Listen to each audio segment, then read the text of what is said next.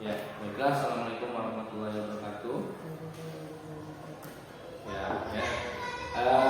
Hari ini Bapak memanggil Anjas ya ke sekolah ya.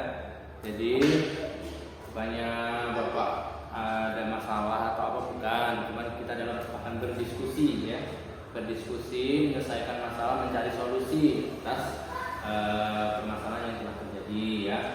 Nah, jadi beberapa hari ini Bapak sudah melihat Anjas ya, Anjas belajar dan ini alhamdulillah aktif belajarnya. Tapi kok kenapa Pak Anjas dipanggil? Nah, itu jadi Bapak akan mengajak diskusi ya, diskusi Anjas. Kenapa kok dipanggil Pak saya ya? Nah, jadi tahu alasannya kenapa Anjas dipanggil? Tidak tahu. Nah, jadi begini ya, kan selama kemarin kita sudah belajar ya, tapi kalau kita supaya belajar nyaman kita harus mengikuti apa? Keyakinan ke kelas yang sudah kita buat. Kebetulan di sini Anjas kan sudah berapa waktu belajar ya, sudah hampir sebulan ya, sebulan belajar. Namun ada beberapa hal yang Anjas belum sesuai gitu dengan keyakinan kelas kita lakukan ya.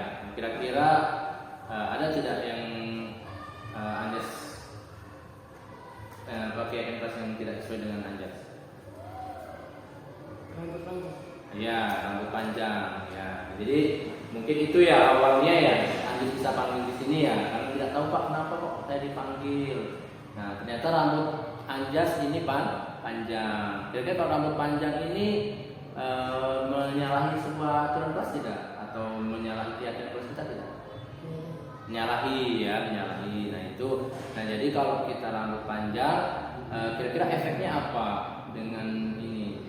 Dengan belajar jadi terganggu, tidak nyaman. Nah ini ya, jadi setelah Bapak cek ternyata rambut Anjas ini panjang. Coba bisa diinikan ya, bisa diinikan. Nah, ya, nah itu panjang ya, sudah sekitar berapa senti kira-kira panjangnya itu kalau sudah dilihat? Berapa? 13 cm ya, coba bisa lihat ke sana nggak apa-apa ya, sekitar 13 cm ya. Jadi Bapak berdiskusi sudah dilakukan kembali. Nah, jadi ini bukan suatu kesalahan ya. Jadi Anjas bukan suatu kesalahan Anjas. Kenapa Bapak kok saya ini dipanggil kalau rambut saya panjang, memang kesalahan Pak?